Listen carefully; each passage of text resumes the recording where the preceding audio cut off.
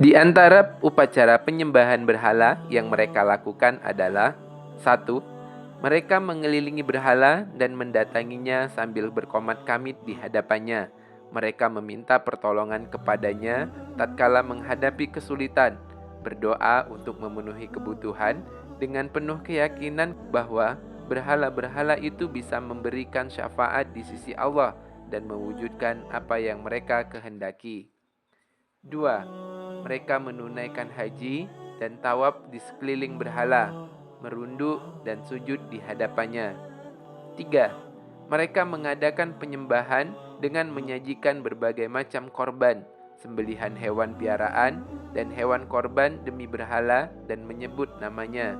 Dua jenis penyembelihan ini telah disebutkan Allah dalam firman-Nya, "Wa ma dzubiha 'alal nusub," dan diharamkan bagimu yang disembelih untuk berhala. Al-Quran, Surat Al-Ma'idah ayat 3. Dan janganlah kamu memakan binatang-binatang yang tidak disebut nama Allah ketika menyembelihnya. Quran, Surat Al-An'am ayat 121. 4. Bentuk peribadatan yang lain, mereka mengkhususkan sebagian dari makanan dan minuman yang mereka pilih untuk disajikan kepada berhala, dan juga mengkhususkan bagian tertentu dari hasil panen dan binatang piaraan mereka. Ada juga orang-orang tertentu yang mengkhususkan sebagian lain bagi Allah. Yang pasti, mereka mempunyai banyak sebab dan memberikan sesaji kepada berhala yang tidak akan sampai kepada Allah. Apa yang mereka sajikan kepada Allah hanya sampai kepada berhala-berhala mereka. Allah berfirman, "Dan mereka memperuntukkan bagi Allah satu bagian dari tanaman dan ternak yang telah diciptakan Allah. Lalu mereka berkata, sesuai dengan persangkaan mereka, ini untuk Allah dan ini untuk berhala-berhala kami. Maka sajian-sajian yang diperuntukkan bagi berhala-berhala mereka tidak sampai kepada Allah, dan sajian-sajian yang diperuntukkan bagi Allah, maka sajian itu sampai kepada berhala-berhala mereka. Amat buruklah ketetapan mereka itu." Quran Surat Al-An'am ayat 136. 5.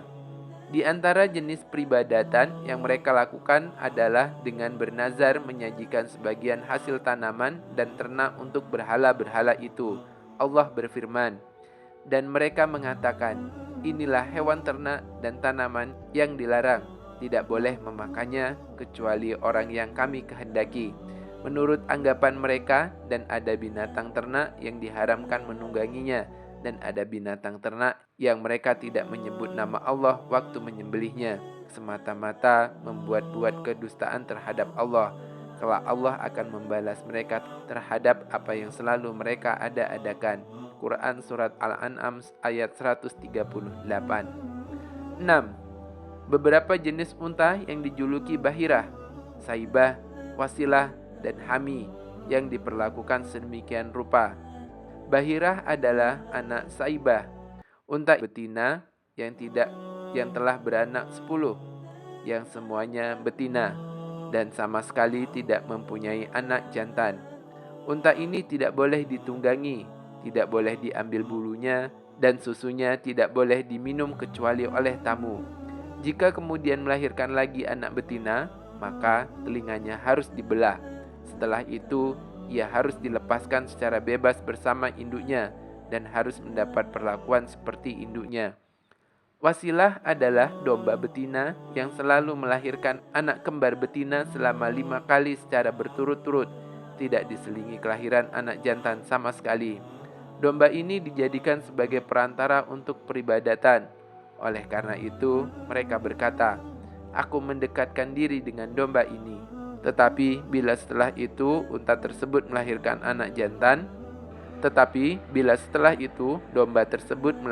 anak jantan dan tidak ada yang mati, maka domba ini boleh disembelih dan dagingnya dimakan. Hami adalah unta jantan yang sudah membuntingi 10 betina yang melahirkan 10 anak betina secara berturut-turut tanpa ada jantannya. Unta seperti ini tidak boleh ditunggangi, tidak boleh diambil bulunya, harus dibiarkan lepas dan tidak boleh dimanfaatkan untuk kepentingan apapun. Untuk itu Allah Subhanahu wa taala menurunkan ayat. Allah sekali-sekali tidak pernah mensyariatkan adanya bahirah, saibah, wasilah, dan ham. Akan tetapi orang-orang kafir membuat-buat kedustaan terhadap Allah dan kebanyakan mereka tidak mengerti. Quran Surat Al-Ma'idah ayat 103. Allah juga menurunkan ayat, dan mereka mengatakan, apa yang ada dalam perut binatang ternak ini adalah khusus untuk pria kami dan diharamkan atas wanita kami. Dan jika yang dalam perut itu dilahirkan mati, maka pria dan wanita sama-sama boleh memakannya. Quran Surat Al-An'am ayat 139. Namun, ada yang menafsirkan binatang ternak tersebut berbeda-beda dengan yang telah disebutkan tadi. Sa'id bin Al-Musayyab telah menegaskan bahwa binatang-binatang ternak dipersembahkan untuk tohut-tohut mereka. Di dalam As-Sahih disebutkan secara marfu bahwa Amru bin Luhai adalah orang pertama yang mempersembahkan unta untuk berhala. Bangsa Arab berbuat seperti itu terhadap berhala-berhalanya dengan disertai keyakinan bahwa hal itu bisa mendekatkan mereka kepada Allah dan menghubungkan mereka kepadanya serta memberi manfaat di sisinya, sebagaimana yang dinyatakan dalam Al-Quran, وَمَا نَعْبُدُهُمْ إِلَّا لِيُقَرِّبُونَا إِلَى اللَّهِ زُلْفَى. Kami tidak menyembah mereka melainkan supaya mereka mendekatkan kami kepada Allah dengan sedekat-dekatnya. Quran Surat Az-Zumar ayat 3.